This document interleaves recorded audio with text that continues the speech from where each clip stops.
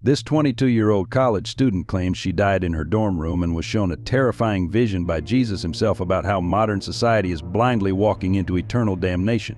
What she witnessed in her near-death experience and the shocking truth about salvation will shake you to your core. Her encounter with both heaven and hell, along with the unexpected revelation about her deceased mother's role in God's divine plan, will leave you questioning everything you thought you knew about faith and redemption. Now, I will share her incredible testimony in her own words. Exactly as she experienced it that fateful night at St. Mary's University, when a sudden medical emergency became the gateway to the most profound spiritual awakening of our time. This is Angela's story, a tale of death, divine intervention, betrayal, sacrifice, and ultimately, the power of unconditional love to triumph over darkness. My heart stopped beating at exactly 11:43 p.m. on Christmas Eve at St. Patrick's Cathedral, right in the middle of Silent Night. The doctors would later say it was a fatal combination of stage 4 lymphoma and a massive cardiac arrest, but I know it was God's timing. I was there that night, not because I believed I didn't, but because my roommate Sarah had begged me to come, saying no one should be alone on Christmas Eve while fighting cancer. I remember the exact moment everything changed. The choir was singing, their voices echoing off the ancient stones, hundreds of candles flickering in the darkness. I was sitting in the back pew, feeling oddly peaceful despite my usual cynicism about religion, when suddenly the most excruciating pain shot through my chest. It felt like being torn apart from the inside. I tried to stand to call for help, but my legs gave way. As I collapsed, I saw Pastor Michael rushing toward me, his face twisted with concern. The same Pastor Michael who would later betray everything he claimed to believe in. The same man who would make me question everything I was about to experience. The last thing I heard was Sarah screaming my name, and then silence, complete, absolute silence. But that silence wasn't the end, it was just the beginning. What happened next would shake the foundations of everything I thought I knew about life, death, faith, and the battle between good and evil. I met Jesus that night, and he showed me things that would change not just my life, but the lives of countless others. He also revealed the truth about my mother's death, a truth that would break my heart and heal it in ways I never thought possible. My name is Angela Matthews, and this is my testimony. A story of how I died on Christmas Eve, met Jesus, and came back with a message that would shake the world. If these opening moments have stirred something deep within your soul, touched a place you thought was forever closed, consider subscribing to join us on this profound journey of faith. Your subscription becomes part of something greater, a beacon of hope for others seeking truth. Before my encounter with Jesus, I was the last person you'd expect to be sharing a testimony of faith. 6 months ago, I was a 22-year-old journalism major at St. Mary's University, more interested in exposing religious scandals than finding salvation. My Instagram bio proudly declared me an atheist intellectual, and I spent most of my time running an anti-religious blog that had gained quite a following among fellow skeptics. I had my reasons for hating religion. Mom died from COVID last spring, despite the prayers of her entire church community. I watched her waste away through a hospital window, unable to hold her hand or say goodbye. The pastor said God had a plan, that he worked in mysterious ways. I called it cruel indifference. When they talked about divine mercy at her funeral, I walked out. The cancer diagnosis came 3 months after Mom's death. Stage 4 lymphoma, the doctors gave me 6 months at best. The church ladies brought casseroles and Bible verses I threw both in the trash.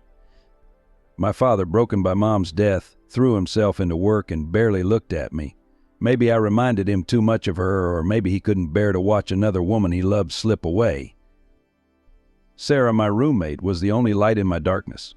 She never pushed her faith on me, just loved me through my worst days. When my hair fell out from chemo, she shaved her head too. When I couldn't get out of bed, she'd climb in beside me and read my favorite books. She didn't know it then, but her quiet faith would become crucial to everything that was about to unfold.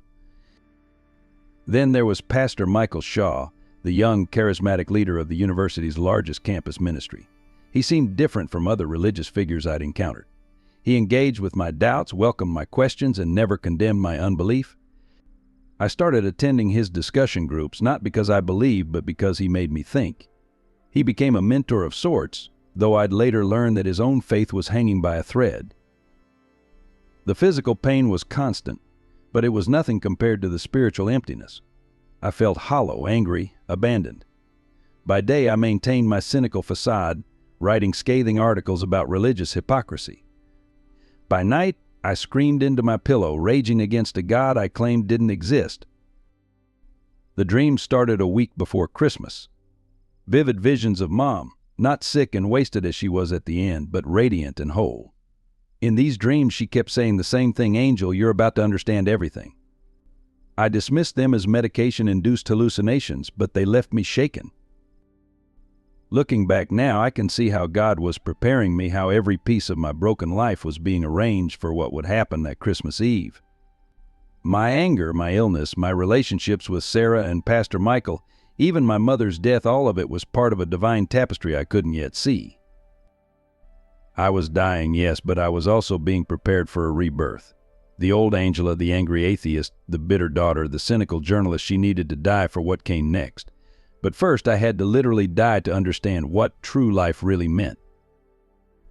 The irony doesn't escape me now, how the person who once mocked faith would become a messenger of divine truth. How the girl who ran a blog debunking near-death experiences would have one that would change countless lives. How the daughter who cursed God for taking her mother would discover that Mom had been part of his plan all along. That's who I was before the night that changed everything, a dying girl full of anger and unbelief, surrounded by people who would play pivotal roles in the divine drama about to unfold. But God, in His infinite wisdom and mercy, saw beyond my fury and faithlessness. He saw what I could become, what I needed to become. The day Mom died was when everything changed. I remember standing outside her hospital room, watching through the glass as the ventilator pumped artificial life into her lungs. The doctors in their hazmat suits looked like aliens, moving around her bed with practiced efficiency. Mom had always been the strong one, the pillar of unwavering faith in our family. Even when Dad left for weeks on his business trip, she never complained. She just smiled and said, "God gives us what we need, not what we want." Pastor Michael found me in the hospital chapel that night, not praying but staring blankly at the wooden cross on the wall. He sat beside me in silence for what felt like hours before speaking. "Sometimes," he said, "faith isn't about having answers. It's about having the courage to keep asking questions." Something in his voice made me look at him. There was a pain there, a doubt that mirrored my own. That was the moment our complicated relationship began. Over the next few months, as the cancer ate away at my body, Pastor Michael became my unlikely confidant.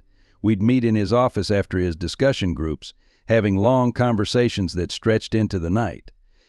He shared his own struggles with faith, how he wrestled with the suffering he witnessed daily. "The church doesn't like doubt," he told me once, his voice bitter. "They want certainty, even if it's false." Sarah watched these meetings with concern. "There's something off about him," she'd say, but I dismissed her warnings. I was too caught up in finding someone who seemed to understand my anger, my questions, my pain. What I didn't realize then was that Pastor Michael wasn't leading me toward truth. He was dragging me deeper into his own crisis of faith. The dreams about Mom became more frequent as Christmas approached. In one particularly vivid dream, she stood in our old kitchen baking her famous cinnamon rolls.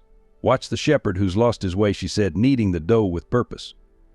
Not all who guide are led by light. I woke up smelling cinnamon and feeling uneasy, though I couldn't explain why. My relationship with God, or rather my denial of Him, was complicated by these dreams. During the day, I maintained my atheist blog, writing posts that grew increasingly desperate in their attempts to disprove faith. But at night, alone with my thoughts and pain, I found myself whispering into the darkness, "If you're real, why?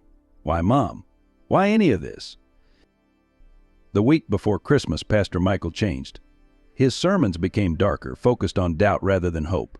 He started questioning everything publicly: the existence of God, the purpose of faith, the meaning of suffering. Some called it brave, others called it heresy. I saw it as validation of my own unbelief, not recognizing the dangerous path we were both walking. Sarah tried one last time to warn me. "Angela," she said, her eyes filled with tears, "I'm worried about both of you. This isn't about finding truth anymore, it's about justifying despair." I lashed out at her, accusing her of being just another blind believer. The hurt in her eyes haunts me still, especially given what happened next. The last time I saw Pastor Michael before Christmas Eve, he was cleaning out his office. "I can't do this anymore," he said, surrounded by packed boxes. I can't preach what I don't believe." He looked at me with eyes that seemed almost black in the dim light. "Maybe your mother was lucky, Angela. At least she died still believing in the lie." Those words should have shocked me, should have made me see what Sarah had been trying to tell me. Instead, they felt like a twisted confirmation of everything I thought I knew. I didn't realize then that I was standing at a crossroads, that God was about to intervene in the most dramatic way possible to save not just my soul, but the souls of many others through what I would experience. Looking back now, I can see how perfectly it was all orchestrated, every doubt, every question, every moment of anger and despair leading to that Christmas Eve night. God wasn't just planning to save me, He was preparing me to understand the depth of His love and the power of true faith in contrast to the hollow shell that Pastor Michael represented. The pain hit like a bolt of lightning during Silent Night. One moment I was sitting there, half-heartedly holding a candle, the next I was on the cold cathedral floor. I remember Sarah's scream, the flurry of movement, someone yelling, "Call 911. The ceiling of St. Patrick's Cathedral seemed to spin above me, the angels in the frescoes blurring into streams of golden light. I could hear Pastor Michael's voice, closer now, praying words I couldn't understand. The irony wasn't lost on me, even then an unbelieving pastor praying over a dying atheist on Christmas Eve.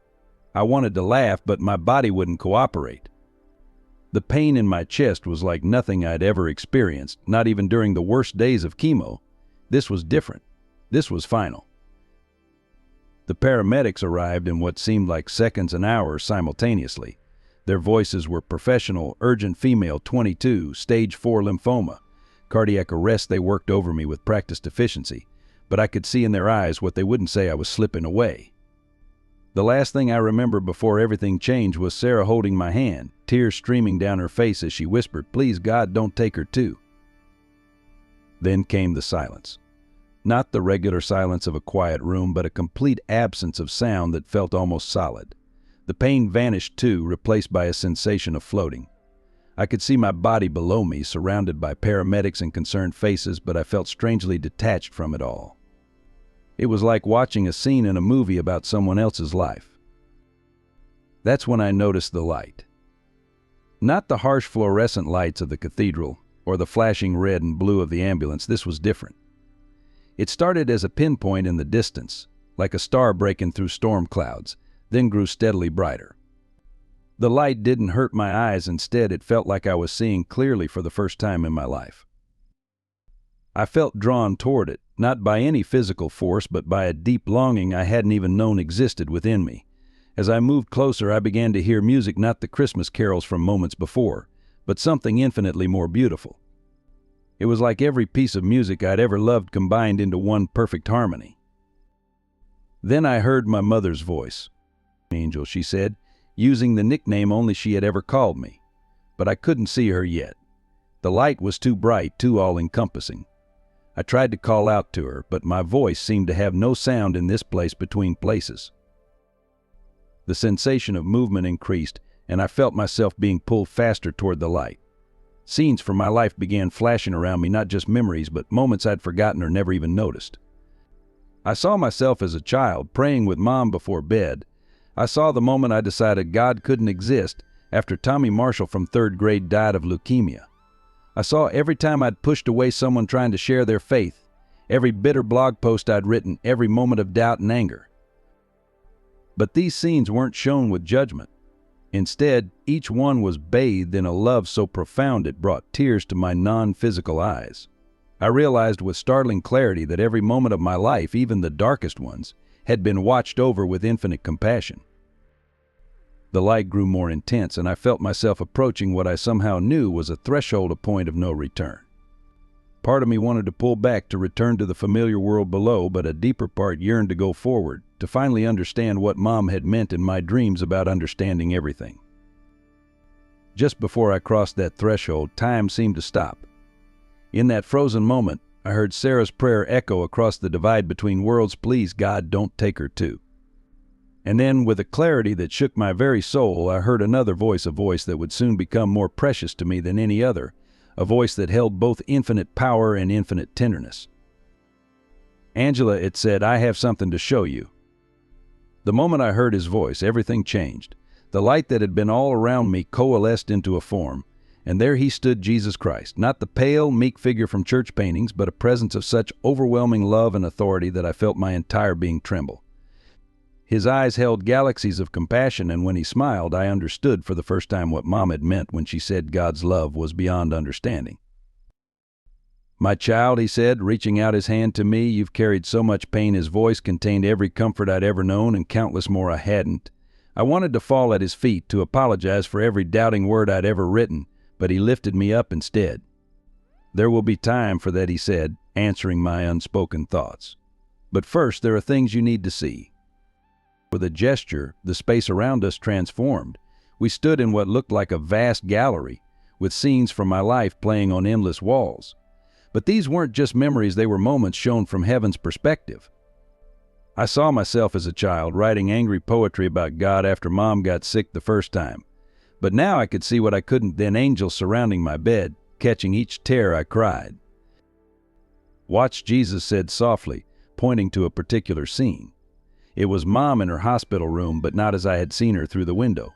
She was radiant, praying with such intensity that the room seemed to glow. "Your mother knew, Angela. She chose to stay in that room, to die alone, because she saw what her sacrifice would mean for you." The scene shifted, and I saw Pastor Michael in his office late at night wrestling with his faith. But what shocked me was the darkness gathering around him, whispered lies poisoning his heart. "He was meant to be your guide," Jesus said, his voice heavy with sorrow. But he listened to the wrong voice, and now his doubt threatens to lead many astray. Tears streamed down my face as I watched these revelations unfold. Every harsh word I'd written about faith, every soul I'd encouraged to doubt, I saw the ripple effects spreading out like dark waves. But Jesus didn't show me these things to condemn me. Instead, he showed me how each moment of darkness had been met with greater light, how every soul I'd touched was still within reach of grace. "There's more," he said, and his tone made me brace myself. The scene before us changed again, showing what looked like a great battle. I saw souls being fought over, darkness and light clashing in ways I couldn't fully comprehend. "This is happening every moment," Jesus explained. "Every heart is a battlefield, every choice echoes in eternity." Then he showed me Sarah, faithful Sarah, who had never stopped praying for me. I saw her surrounded by light, her prayers forming a shield that had protected me more times than I could count. "She is one of my warriors," Jesus said with evident love. "Her faith will be crucial in the days to come." Finally, Jesus turned to me directly, his gaze more serious than before. "Angela, I'm offering you a choice. You can stay here now with your mother and with me, or you can return. But if you go back, you'll carry a burden of knowledge and responsibility. You'll have to speak truth in a world that often prefers lies. You'll face opposition, even from those who claim to serve me. Are you willing?" The weight of this choice pressed upon me. Part of me yearned to stay in his presence, to never leave this perfect love. But I thought of Sarah's tears, of Pastor Michael's lost sheep, of all the souls like mine who needed to know the truth. "Will it be hard?" I asked, already knowing the answer. Jesus smiled, and in that smile was both infinite compassion and infinite strength. "Yes," he said simply, "but you won't be alone. And what I'm about to show you will change everything for you and for many others. But remember, with this knowledge comes great responsibility." I took a deep breath that wasn't really a breath, looked into those eyes that held the universe, and made my choice. "Show me," I said. What Jesus showed me next shook me to my core. The scene shifted, and suddenly we were in Pastor Michael's office, but viewing it from a spiritual dimension I'd never known existed. I could see both the physical realm and what Jesus called the realm of truth simultaneously. The contrast was devastating. In the physical world, Pastor Michael sat at his desk writing what looked like a sermon. But in the spiritual realm, dark figures surrounded him, whispering into his ears. Their words became visible like toxic smoke. "There is no God. You're smarter than this."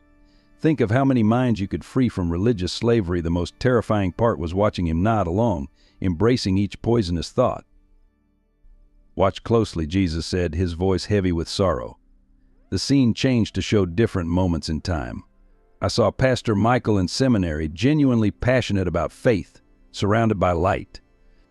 Then came the gradual darkness, small doubts nurtured into consuming disbelief, pride disguised as intellectual honesty, and finally a terrible decision. "He's planning to denounce his faith publicly," I gasped, watching him draft an email to national media outlets on Easter Sunday. Yes, Jesus confirmed, but it's worse than that. Show her, he commanded, and the darkness around Pastor Michael became visible even in the physical realm. I saw lists of vulnerable congregation members, plans to systematically destroy their faith, and most horrifyingly, a network of other religious leaders who had secretly abandoned their beliefs but stayed in their positions to free others from faith. I watched in horror as scenes played out of Pastor Michael counseling grieving parents, not offering comfort but subtly planting seeds of doubt. I saw him mentoring young Christians, methodically dismantling their faith while pretending to strengthen it. The worst was seeing him pray with dying patients, internally mocking their hope while outwardly offering false comfort. But why, I asked, my heart breaking, why not just leave the church if he doesn't believe anymore? Jesus pointed to another scene, Pastor Michael speaking to a dark figure that chilled my soul. He believes he's been enlightened, Jesus explained. He thinks he's saving people from what he calls the prison of faith, but look deeper. The scene shifted again, and I saw what was really driving Pastor Michael, not concern for others, but a deep, consuming pride. Each person whose faith he destroyed fed his sense of intellectual superiority. Each doubt he planted was a victory for his ego. The darkness around him wasn't just influencing him anymore, he had become an active participant in spreading it. Remember your blog, Jesus asked gently. I flinched, seeing my own angry posts about religion flash before us. He used your words, your story, to justify his path. If even dying people reject God, he would think, then surely I'm right to help others reject him too. The weight of this revelation crushed me. My own anger and unbelief hadn't just affected me, it had helped push Pastor Michael further into darkness. I watched him read my blog post late at night, using my arguments to strengthen his resolve to destroy the faith of others. But it's not too late, Jesus said, his voice filled with compassion. Look. The scene shifted one final time, showing Pastor Michael in the cathedral on Christmas Eve, watching as paramedics worked over my lifeless body. For the first time in years, a genuine prayer escaped his lips. God, if you're real, don't let her die like this. That prayer, Jesus explained, opened a small crack in the darkness. What happens next depends partly on you, if you choose to go back. I saw Pastor Michael return to his office after my collapse, his hands shaking as he looked at his carefully laid plans for Easter. For the first time in years, doubt crept into his doubts. Show her the cost if he continues on his current path, Jesus commanded. What I saw next horrified me, hundreds of souls falling into darkness, families torn apart, young believers destroyed, all rippling out from Pastor Michael's planned Easter declaration. The damage wouldn't just be local, his story would go national, shaking the faith of countless others. Now you understand the stakes, Jesus said. This isn't just about one lost shepherd, it's about every sheep he's planning to lead astray. But remember, he added, seeing my overwhelming despair, where darkness multiplies, light can multiply even more. Just as the weight of Pastor Michael's betrayal threatened to overwhelm me, the atmosphere shifted. A familiar scent filled the air, Mom's signature vanilla and lavender perfume. Before I could turn around, I heard her voice as clear and warm as it had been in life. Angel, she said, and when I turned, there she was. Not the frail woman I'd watched through a hospital window, but Mom as she'd been in her prime, radiant, strong, her eyes sparkling with the light of heaven. She stood beside Jesus, who smiled at our reunion with infinite tenderness. Mom, I tried to speak, but tears choked my words. She opened her arms, and suddenly I was embracing her, feeling the love I'd missed so desperately. But this was more than just a reunion. I could feel waves of divine purpose flowing through our embrace. Show her, Jesus said gently, and Mom pulled back to look into my eyes. Her expression was both joyful and serious, reminding me of how she used to look when she had particularly important wisdom to share. My death wasn't random. Angel, she began, her voice filled with purpose. I chose it. God showed me two paths I could survive COVID, or my death could begin a chain of events that would save thousands of souls, including yours. She smiled through her own tears. What mother wouldn't choose to die to save her child? The scene around us transformed, showing Mom in her hospital room again. But this time I saw what had been invisible to human eyes. Angels surrounded her bed as she prayed, not for healing, but for me. I watched her refuse treatments that might have saved her, knowing her death would start my journey toward this very moment. "Those dreams you've been having," she continued, "they weren't just dreams. I've been preparing you. There's a great battle coming, Angel. Not with weapons of steel, but with weapons of truth. Souls will hang in the balance, and you'll play a crucial role." Jesus stepped forward, placing one hand on my shoulder and one on Mom's. "Tell her the prophecy," he said. Mom's eyes grew distant, filling with divine light. "3 signs will mark the beginning," she said, her voice taking on an otherworldly quality. "A shepherd will fall, but through his fall, many will rise. A song will break chains of darkness. A child's faith will shame the wise." She gripped my hands tightly. "You'll face 3 great tests, my darling. First, of love, can you love those who hate you? Second, of faith, can you believe when all seems lost? Third, of sacrifice, can you give up everything to save those who don't want to be saved?" "But why me?" I asked, looking between Mom and Jesus. "I'm nobody. I was an atheist blogger who mocked faith. Why trust me with something so important?" Jesus smiled. "Because you know the darkness," he said. "You've lived in it. You've spread it. And now you'll understand better than most how to help others find their way out of it." Mom cupped my face in her hands, just like she used to when I was small. "Your doubts, your anger, your pain, none of it was wasted. God will use every tear you cried, every angry word you wrote, every moment of despair to help others find their way home. There's something else you need to know," she said, her expression growing more serious. "Pastor Michael, his fall was prophesied too. But so was the possibility of his redemption, through you." The weight of these revelations pressed on my soul. Mom sensed my overwhelming feeling and pulled me close again. "You won't be alone," she whispered. "I'll be watching. And more importantly, you'll have a strength you've never known." Jesus stepped forward. "It's time for you to decide, Angela. You've seen Pastor Michael's betrayal. You've heard your mother's prophecy. You know the stakes. Will you go back? Will you take on this mission?" I looked at Mom, memorizing her radiant face. "Will I see you again?" She smiled. "Sooner than you think. But not here. Your work must be done first." I turned to Jesus, my heart pounding with the magnitude of the choice before me. The easy path would be to stay here in this perfect love with Mom, but I thought of Pastor Michael, of all the souls hanging in the balance, of Sarah's faithful prayers. "Before you choose," Jesus said, "you should know the path back will be harder than anything you've faced before, but it will also be more beautiful than you can imagine.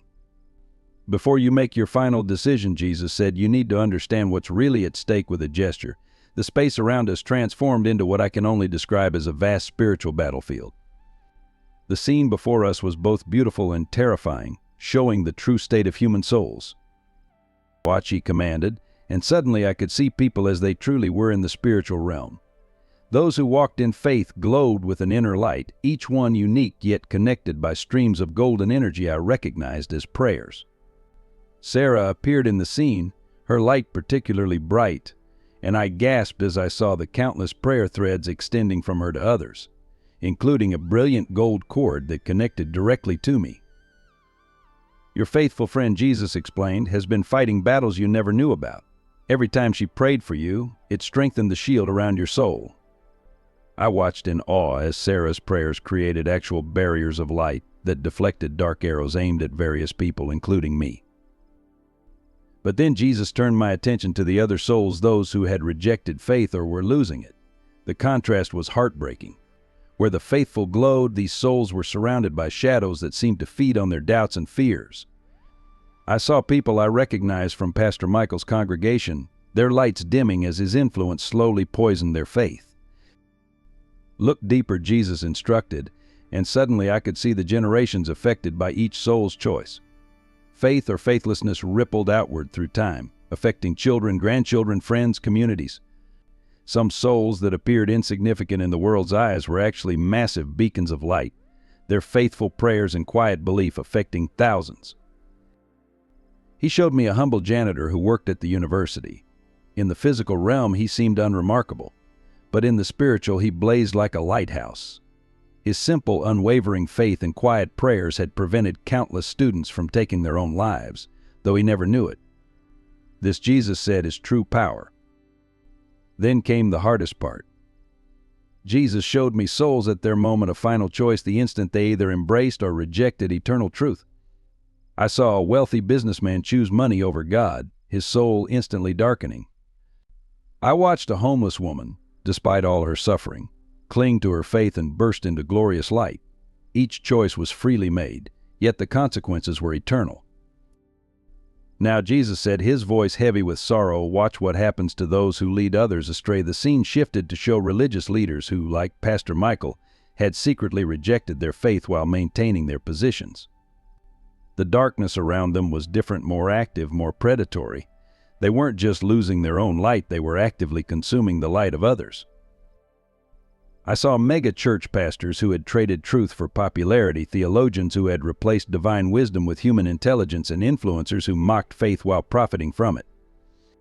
Each one was shown to me as they appeared in both realms, respected and successful in the physical world, but surrounded by writhing darkness in the spiritual. But there's hope, Jesus said, his voice brightening. He showed me scenes of redemption, souls turning back to the light, their transformation affecting everyone around them. I saw former atheists become powerful witnesses for truth, bitter skeptics transformed into compassionate believers, and wounded hearts made whole through genuine encounters with divine love. One scene particularly caught my attention: a young woman, once a prominent atheist blogger, now using her gift for words to draw others to faith. The light flowing from her writings was healing the very wounds her previous work had caused. Yes, Jesus said, answering my unspoken question, this could be your path too. He then showed me something that broke my heart: souls who wanted to believe but were held back by intellectual pride, past hurts, or fear of rejection. I saw their internal struggles, their longing for truth warring with their fear of being wrong. These, Jesus said, are the ones you'll be uniquely equipped to reach. You've walked their path, you know their doubts, you'll speak their language. The scene expanded to show what Jesus called the great conversation, the ongoing spiritual dialogue happening in books, blogs, social media, and personal conversations. Every word spoken about faith, whether for or against, created ripples in the spiritual realm. I saw how casual comments could either strengthen or weaken someone's faith, how seemingly small choices had eternal consequences. This is why words matter, Jesus explained. This is why your story matters. Every soul is connected. Every choice affects countless others. What you've seen here, the beauty of faith and the tragedy of its rejection, this is what I'm asking you to help others understand. The vision concluded with a scene that brought tears to my eyes, a glimpse of what could be. I saw broken souls made whole, doubters finding certainty, proud intellects humbled by love, and wounded hearts healed by truth. At the center of it all was the simple, transforming power of genuine faith. Once the visions of souls faded, Jesus turned to me with an expression of infinite wisdom. Now he said, you need to understand the deeper truths. Not just what you see, but why it matters. He raised his hand, and scripture verses appeared in letters of living light around us. You've read these words before, he said, but you've never understood them. The verses began to glow and take on new dimensions, revealing layers of meaning I'd never imagined. Each word seemed alive, pulsing with divine energy and purpose. In the beginning was the word, Jesus quoted, and I watched in awe as this simple phrase exploded into a cosmic display of creation itself. Words have power, Angela. They can create or destroy, heal or wound, bring life or death. This is why your role as a writer matters more than you've known. He showed me how my angry blog posts had wounded souls, creating ripples of doubt that spread far beyond my original readers. But then he showed me the potential of redeemed writing, how words infused with truth and love could heal those very wounds. Remember this, he said, pointing to another glowing verse, perfect love casts out fear. The words transformed into scenes of human experience, people facing their deepest fears and finding them dissolved in the light of divine love. This isn't just poetry, it's spiritual law. When you understand this, you'll be able to help others overcome their fears of believing. Jesus then revealed something that shook me to my core: how every major event in my life, even the painful ones, had been prophesied in Scripture. He showed me verses that, when properly understood, had foretold my mother's sacrifice, my illness, even my role in the coming spiritual battles. Your story, he explained, is part of a larger narrative that's been unfolding since the beginning of time. Every doubt you faced, every question you've asked was anticipated and answered in these pages. He showed me how my own journey from atheism to faith had been prefigured in various biblical accounts. The most profound revelation came when he explained the true nature of faith. People think faith is blind, he said, but real faith is the highest form of sight. It sees what eyes cannot. He showed me how faith operated on a quantum level, literally affecting the fabric of reality. The mustard seed parable suddenly made perfect sense. Faith, even tiny faith, could tap into divine power because it aligned the believer with ultimate truth. But what about science, I asked, thinking of all my previous arguments against faith. Jesus smiled and showed me how true science and true faith were never meant to conflict. They're different languages describing the same reality, he explained. The conflict comes when people try to make one replace the other. He then revealed something that answered one of my oldest questions: why doesn't God make himself more obvious? The answer was both beautiful and heartbreaking. Love requires freedom, Jesus said. If I manifested my full glory, it would overwhelm human free will. Faith must be chosen to be real. The teachings continued, each one deepening my understanding. He showed me how prayer really worked, not as a way to change God's mind, but as a means of aligning our will with divine purpose. I saw prayer warriors like Sarah literally shaping reality through their faithful intercession. Your mother understood this, Jesus said softly. Her prayers for you never stopped, even after her death. In eternity, prayer transcends time. He showed me Mom's prayers stretching across time like golden threads, weaving a protection around my life even in my darkest moments. Then came a warning. Many will try to twist these truths, Jesus said. They'll use Scripture to wound rather than heal, to control rather than free. He showed me how Pastor Michael and others like him had started with genuine questions, but had allowed pride to corrupt their search for answers. The antidote to false teaching, Jesus explained, is not less faith but deeper understanding. He showed me how to recognize truth from deception, not just through intellectual knowledge but through spiritual discernment. Truth sets people free, he said. Lies build cages, no matter how gilded they appear. Finally, Jesus revealed what he called the heart of everything, the profound truth that had eluded philosophers and theologians throughout history. Love, he said simply, is the fundamental force of the universe.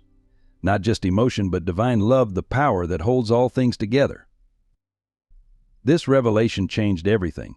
Suddenly, every biblical commandment made perfect sense. They weren't arbitrary rules, but guidelines for aligning with the universe's fundamental nature.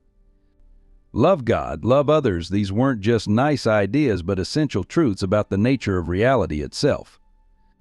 After these profound revelations, Jesus' expression became more serious. Now, he said, comes the hardest part. You must make your choice, but first you need to understand exactly what it will cost. With a gesture, he showed me two distinct paths stretching before us. The first led straight to heaven's gates, where I could see my mother waiting with open arms. This is the path of rest, Jesus explained. If you choose this, you'll enter eternal joy now. No more pain, no more struggle, just perfect peace with those you love. Then he showed me the second path. It was darker, winding, filled with obstacles and challenges. This, he said, is the path of return. But before you choose, you need to see what it truly means. The scene shifted and I saw myself back in my body, but everything was different. I watched my future unfold, the ridicule I would face when sharing my testimony, the friends who would abandon me, the family members who would call me crazy. I saw myself standing alone, defending truth against a tide of skepticism and mockery. The hardest part, Jesus said gently, will be watching those you try to help reject the truth. He showed me future scenes of me reaching out to people, sharing my story, only to be met with dismissal and hostility. I saw myself crying late at night, bearing the weight of knowing the truth while watching others walk willingly into darkness. But then he showed me something else, the lives that would be transformed if I chose to go back. I saw drug addicts finding freedom, suicidal teenagers choosing to live, broken families being restored, all because they heard my story and recognized truth in it. Most importantly, I saw Pastor Michael's potential redemption, though the path there was marked by intense spiritual warfare. The choice must be yours, Jesus said. But know this, if you choose to return, you'll never be the same. Your old life, your plans, your dreams, all of it will have to die. You'll be given new purpose, but it will come at great cost. He showed me more specific details of what I would face. My cancer would go into remission, a miracle that would authenticate my testimony, but I would bear other physical challenges. My academic career would have to be sacrificed. Some family members would distance themselves, believing I had lost my mind. There's more, Jesus continued. You'll feel the weight of souls. You'll see what others can't see, know what others don't know. This gift of spiritual sight will be both a blessing and a burden. He showed me how I would perceive spiritual battles raging around people, feeling their pain, seeing their potential futures, yet often being unable to convince them of the danger they were in. Then came the hardest revelation. You'll have to love your enemies, Jesus said. Not just in theory, but in practice. He showed me future scenes of people who would actively try to destroy my ministry, mock my testimony, and hurt those I loved. You'll have to pray for them, bless them, and keep loving them, even when they persist in darkness. I saw myself exhausted, drained, sometimes questioning if it was worth it. But then I saw the ripple effects, how each person reached would go on to reach others, creating a multiplication of grace that extended far beyond my own efforts. The burden will be heavy, Jesus acknowledged, but you won't carry it alone. He showed me the supernatural strength I would be given, the divine appointments that would be arranged, the precise timing of encounters that would seem coincidental but would be orchestrated from heaven. Most powerfully, he showed me how my mother's sacrifice would be honored through my choice. If I returned, her death would become a testimony that would help countless others understand sacrificial love. Her story, intertwined with mine, would illuminate the profound truth that sometimes the greatest act of love is letting go. But remember, Jesus warned, once you choose this path, you must walk it to the end. There will be moments when you'll want to quit, when the opposition will seem too strong, when the pain will feel too great. In those moments, remember what you've seen here.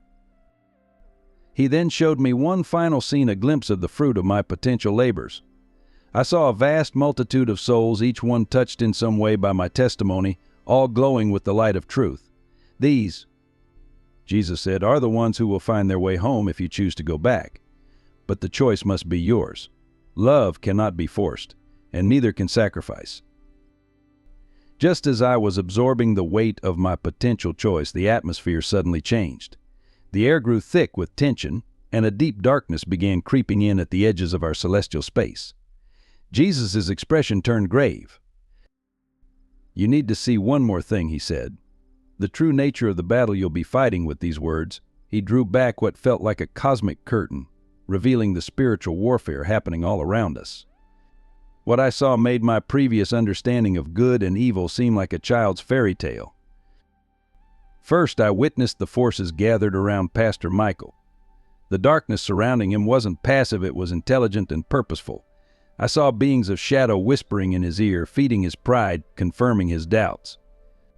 But what terrified me most was seeing similar shadows around many religious leaders, all connected in a vast web of deception. This is your real enemy, Jesus explained. Not flesh and blood, but powers and principalities. He showed me how these dark forces operated not through obvious evil, but through subtle distortions of truth. They didn't need people to become obvious villains, they just needed them to drift slightly off course, to embrace half-truths instead of whole ones. I watched in horror as these forces worked through social media, academic institutions, and even churches. They didn't primarily attack faith head-on. Instead, they undermined it through confusion, doubt, and intellectual pride.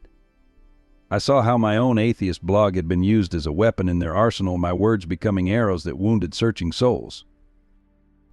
But now Jesus said, his voice filling with authority, watch this, the scene shifted to show me the weapons of light I would have access to if I chose to return. I saw the power of genuine prayer, not as mere words, but as spiritual energy that could shatter darkness. I witnessed how simple acts of love could break chains that arguments couldn't touch. Most amazingly, I saw how truth itself was alive, not just facts or doctrines, but living truth that could transform reality.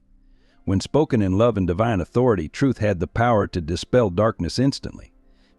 This was the weapon I would need most in the battles ahead. Jesus then showed me specific battles I would face. I saw confrontations with influential atheists who would try to discredit my testimony.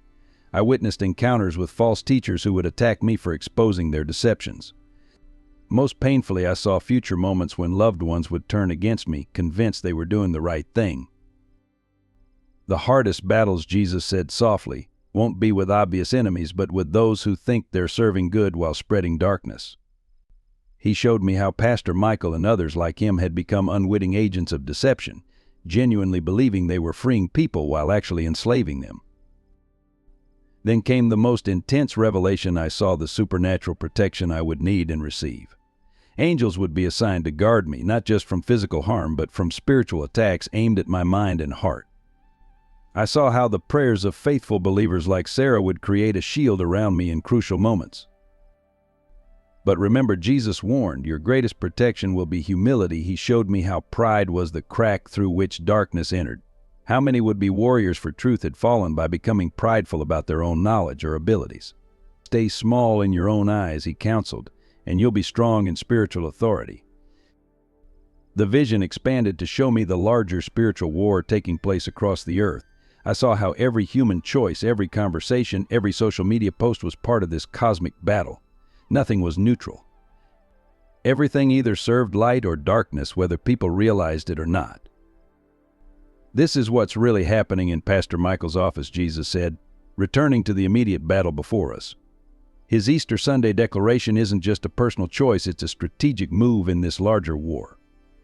I saw how the enemy had spent years preparing this moment, how many souls hung in the balance. Finally, Jesus showed me the ultimate outcome of choosing to engage in this warfare. Victory is assured, he said, but it will come through suffering and sacrifice, just as my victory did. I saw how each battle won would require dying to self in some way, how each truth proclaimed would cost me something personally.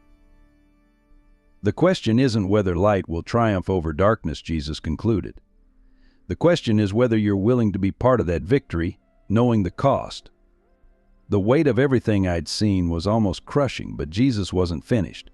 Before you make your final choice, he said, you need to understand the cost of silence. With these words, he showed me what would happen if I chose not to return, if I kept my testimony to myself. First, I saw Pastor Michael's Easter Sunday service. Without my intervention, he would proceed with his plan. The sanctuary would be packed, families, elderly couples, young believers, all there to celebrate resurrection. Instead, they would witness spiritual death. I watched him systematically destroy the faith of hundreds in a single hour, his words like poison spreading through the congregation. The ripple effects were devastating. Young Christians who had looked up to him would abandon their faith entirely. Elderly believers who had trusted him for years would die in despair, their lifetime of faith ending in doubt. Parents would stop teaching their children about God, creating generations of spiritual emptiness. Watch what happens to the most vulnerable, Jesus said softly. I saw teenagers struggling with depression lose their last hope of divine love. I witnessed marriages fall apart as couples who had been anchored in faith drift into darkness. Most heartbreaking were the suicide attempts that would follow souls so wounded by betrayal that they lost their will to live. Then he showed me Sarah. Without my testimony, her faith would be severely tested by Pastor Michael's betrayal. Though she wouldn't lose her faith entirely, she would withdraw from ministry, her light dimming from the shock and pain. The many souls she was meant to reach would remain in darkness. Now, look at your own influence, Jesus continued. My atheist blog would continue to circulate, its arguments strengthened by Pastor Michael's public denial of faith. I saw people reading my old posts years into the future, using them to justify their own rejection of God. The darkness I had created would keep spreading long after my death. But the hardest part was seeing the ones who would have been saved through my testimony. Jesus showed me specific faces: a young man who would have found hope instead of taking his life, a woman who would have escaped an abusive cult, a bitter atheist professor who would have found his way back to faith. Without my story, they would remain lost. These souls, Jesus said, his voice heavy with sorrow, are the cost of silence. Each one precious, each one loved, each one created for relationship with me. I saw how heaven grieved for every lost soul, how the angels wept over those who chose darkness over light. The scene shifted to show me funeral after funeral, people dying without hope, without faith, without understanding the love that had always been available to them. I saw families grieving without comfort, children growing up without spiritual guidance, communities losing their moral foundations. This is what's at stake, Jesus said. Not just individual souls, but the very fabric of faith in this generation. He showed me how each lost soul created a gap in the spiritual protection over families and communities. These gaps allowed darkness to seep in, affecting even those who still believed. Most devastating was seeing how the enemy would use silence to his advantage. When those who know the truth stay quiet, Jesus explained, lies flourish unopposed. I watched as false teachings filled the void left by authentic testimony, as genuine faith was replaced by shallow spirituality that offered no real transformation or hope. The vision ended with an image I'll never forget, a vast field of unopened gifts, each one representing a divine encounter that would never happen, a miracle that would never manifest, a life that would never be transformed, all because one person chose silence over speaking truth. The scene shifted again, and Jesus' expression became deeply compassionate. Now, he said, you need to understand your personal cost. What he showed me next was the intimate price of choosing to return. I saw myself waking up in the hospital, my body racked with pain. The cancer would go into miraculous remission, yes, but the physical toll of my experience would leave lasting marks. Chronic fatigue, occasional unexplained pain, nights when sleep would elude me as the weight of spiritual warfare pressed upon my soul. Your relationships will change, Jesus said gently. I watched as some of my closest friends gradually pulled away, uncomfortable with my transformation. My father, still wrestling with Mom's death, would initially dismiss my experience as hallucinations from medication. But family gatherings would become tense, filled with unspoken judgments and concern about my mental stability. The academic world I'd loved would close its doors. My scholarship would be revoked when I refused to continue my atheist blog. Professors who had once mentored me would now avoid eye contact in hallways. My carefully planned career in journalism would crumble as publications labeled me too controversial to hire. The loneliness will be the hardest part, Jesus warned. I saw myself in future moments of isolation, sitting alone in my apartment after another failed attempt to share my testimony, watching former friends mock my story on social media, feeling the crushing weight of knowing truth that others refused to see. But then he showed me something deeper, how each sacrifice would create space for something greater. The friends I lost would be replaced by soul-deep connections with people who understood my journey. My abandoned academic career would give way to a different kind of teaching, one that transformed lives rather than just informing minds. Watch what happens to your heart, Jesus said. I saw how each rejection, each loss, each moment of pain would carve deeper channels for love to flow through. My capacity to understand and help others would grow precisely because of my suffering. The very experiences that hurt most would become my greatest tools for healing others. Most poignantly, he showed me how my relationship with my father would eventually transform. Though he would initially reject my testimony, my consistent love and the undeniable change in my life would gradually open his heart. The process would take years, but one day he would finally be ready to hear about Mom's willing sacrifice and find his own healing through it. There will be moments when you'll question everything, Jesus said. I saw myself in future times of doubt, wrestling with questions, feeling overwhelmed by opposition. But then I saw how these struggles would deepen my faith rather than destroy it, how each question wrestled through would become a bridge to help others cross their own valleys of doubt. The vision concluded with a scene that brought tears to my eyes, my hospital room, where I would soon wake up. The first moments will be the hardest, Jesus said. You'll remember everything you've seen here, but it will feel distant, like a dream.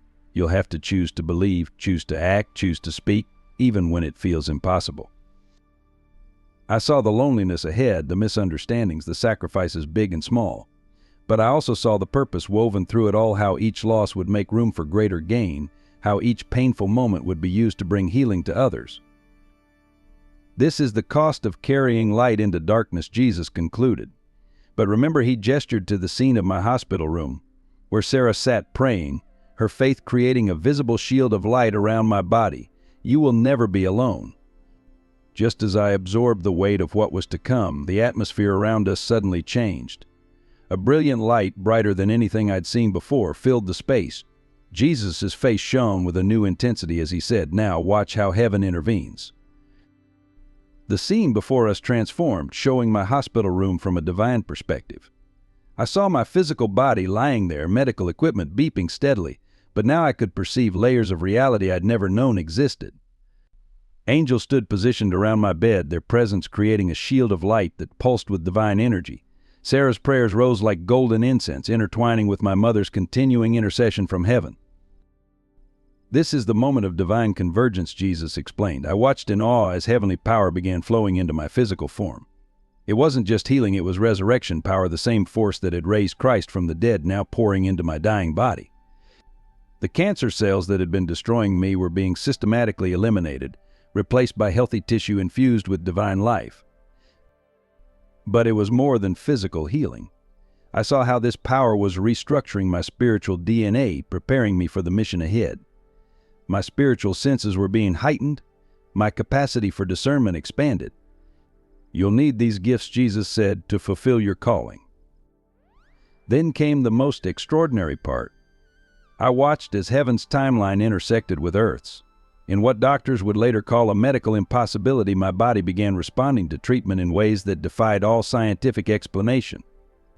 The medical staff would run test after test, unable to explain how advanced cancer could vanish so completely, so quickly.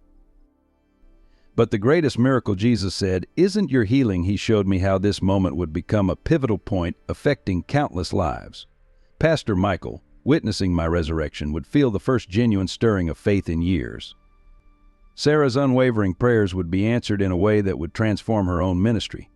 The medical staff, confronted with undeniable evidence of divine intervention, would begin their own spiritual journeys. "Watch what happens when divine power meets human choice," Jesus continued. I saw how my decision to return, combined with heaven's intervention, would create a ripple effect of miraculous encounters. People who read my story would experience their own divine visitations. Those who heard my testimony would find themselves inexplicably drawn to seek truth. The scene expanded to show future moments where heaven would break through because of this initial intervention. I saw healing services where genuine miracles would occur, not through any power of mine, but because my testimony had created an atmosphere of faith.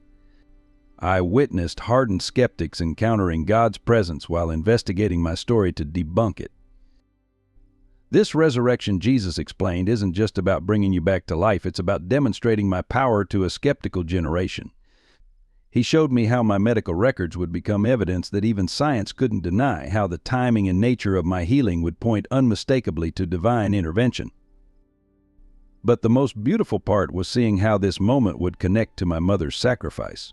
Her choice to die, my choice to return, and heaven's intervention would weave together to create a testimony of divine love that would break through walls of doubt and intellectual pride. Remember, Jesus said, as the scene began to fade, when you wake up, you'll be different. Not just healed, but transformed. The power you're witnessing isn't just for a moment, it's equipping you for everything ahead.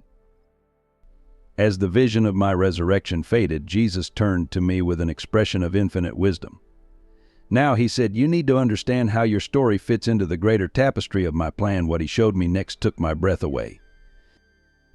I saw how every detail of my life had been woven into a divine masterpiece. My years as an atheist, my mother's death, my illness, even my angry blog post, nothing had been wasted. Each experience had been carefully orchestrated to prepare me for a unique role in God's plan for this generation. "Look," Jesus said, revealing a vast spiritual landscape. I saw how my testimony would intersect with specific moments in other people's lives.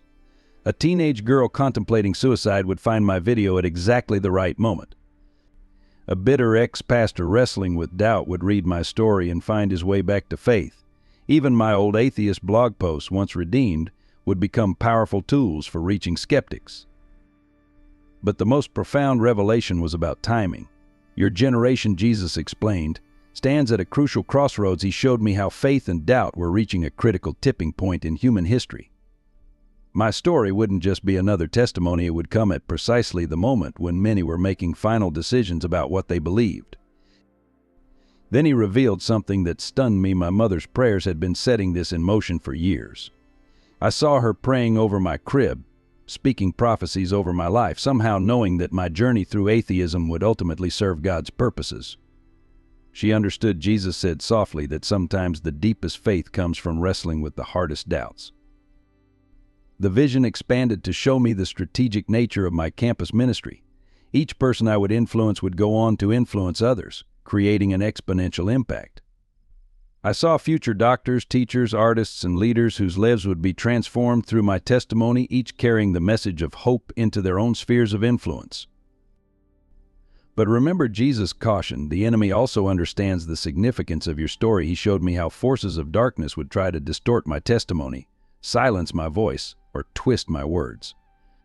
Yet even their opposition would ultimately serve God's purpose, as each attack would only validate the authenticity of my experience to those truly seeking truth. Most incredibly, he showed me how my story would help bridge the gap between faith and reason. Many think they must choose between intellectual honesty and believing in me, Jesus explained. Your journey will show them that the deepest faith can withstand the hardest questions. I saw how my background in journalism and critical thinking would allow me to reach people who might never listen to traditional religious messages. Finally, Jesus revealed how my testimony would connect to a larger awakening. You're not alone in this, he said, showing me others who would share similar experiences. Together, our stories would create a tapestry of evidence that even the most hardened skeptic would find difficult to dismiss. This is why everything had to happen exactly as it did, Jesus concluded. Your doubts made you relatable. Your suffering made you compassionate. Your journalism training made you credible. Even your anger served a purpose because it shows others that I can reach anyone, anywhere. The vision ended with a glimpse of the ultimate purpose, not just souls saved, but lives transformed, families restored, communities renewed. I saw how each person reached would become a bearer of light in their own right, creating a chain reaction of grace that would extend far beyond my own lifetime. Jesus' expression softened as he showed me the final scenes of what was to come. Watch how healing flows through brokenness, he said, and the vision unfolded before me. I saw myself in a hospital chapel exactly 1 year after my resurrection. Pastor Michael was there, his face streaked with tears, as he finally confronted the truth of his failing faith. The very place where he had planned to deny God would become the site of his restoration. Through my testimony and persistent love, his broken faith would be rebuilt, stronger than before. The scene shifted to my father's house. We sat at the kitchen table where Mom used to serve her famous Sunday dinners. I watched as I shared with him the truth about Mom's willing sacrifice, how she had chosen to die so that I might truly live. His initial skepticism melted into understanding, then acceptance, then a profound gratitude that would lead to his own spiritual awakening. Your healing will heal others, Jesus explained, showing me scenes from the ministry that would emerge from my experience. I saw myself speaking to groups of skeptics and doubters, not with judgment, but with understanding born from my own journey. Former atheists would find in my story a bridge between their questions and God's answers. The most beautiful scenes were the reconciliations. Friends who had abandoned me would return, drawn by the undeniable change in my life. Colleagues who had mocked my testimony would become seekers themselves. Even some of my blog's most ardent followers would begin their own journeys to faith after witnessing my transformation. But watch this, Jesus said, showing me something unexpected. My hospital room where I had nearly died would become a place of healing for others. Patients facing similar diagnoses would ask to hear my story. Doctors who had witnessed my miraculous recovery would send their most hopeless cases to talk with me. The very place of my death and resurrection would become a gateway for others to find life. Sarah's faithful friendship would be rewarded in extraordinary ways. Her unwavering prayers during my crisis would give her a deeper authority in intercession. Together, we would establish a ministry that bridged the gap between doubt and faith, helping others navigate their own spiritual journeys. This, Jesus concluded, is how I turned mourning into dancing. Your mother's death, your illness, your doubts, all of it becomes a testimony of my love and power to restore. As our time in eternity drew to a close, Jesus took my hands in his and spoke his final words to me. Angela, he said, his voice filled with both authority and tenderness, you've seen what's at stake and what's possible. Now take my message back to a world desperate for hope. I watched as he showed me one last series of visions, glimpses of the lives that would be transformed through my testimony. But this time I saw beyond individual transformations to a greater awakening. My story would be part of a larger tapestry of divine intervention, a wave of supernatural encounters that would sweep across a skeptical generation. Tell them this, Jesus said, his words burning into my soul. Tell them that no one is too far gone, no heart too hardened, no doubt too deep for my love to reach. Tell them that every question they've asked, every doubt they've wrestled with, every tear they've cried, I've seen it all, and still I love them. He showed me how my testimony would offer hope to those who felt beyond redemption. The intellectual atheists who secretly longed for meaning. The angry skeptics hiding deep wounds. The religious leaders wrestling with private doubts. Each would find in my story a pathway back to faith. Remember, Jesus said, your strongest ministry will flow from your deepest wounds. Your doubts make you relatable. Your questions make you authentic. Your journey from darkness to light will help others find their way home. Then he gave me a final glimpse of what awaited me on earth, the challenges, yes, but also the joy of seeing lives transformed. I saw tears of healing, moments of reconciliation, chains of doubt breaking, and hearts opening to love. Each person reached would become a bearer of light to others, creating an ever-expanding circle of hope. Go back now, Jesus said, his voice filled with both command and compassion. Tell them what you've seen. Tell them that I'm real, that my love is real, that no one is beyond my reach. Tell them that in a world of uncertainty, there is one absolute truth: my love never fails. With these words, I felt myself being drawn back toward earth. But just before the heavenly vision faded, I heard Jesus speak one final time, Angela, remember, every tear, every struggle, every moment of doubt in your journey ahead will be worth it. For every soul that finds its way home is precious beyond measure. The light began to fade, and I could feel myself descending back toward my body, but I carried with me a certainty that would never leave: the reality of divine love, the power of redemption, and the truth that every life, no matter how broken, can be restored by grace. If this testimony has touched your heart or made you think differently about faith, please take a moment to share your thoughts in the comments below. Your story might be exactly what someone else needs to hear. Don't forget to subscribe to our channel for more powerful testimonies and life-changing stories of faith and redemption. By hitting the like button and sharing this video with your friends and family, you're helping spread hope to those who might be wrestling with the same questions I once had. Together, we can create a community of support for those seeking truth. Remember, your engagement helps us reach more people with messages of hope and transformation. Thank you for being part of this journey.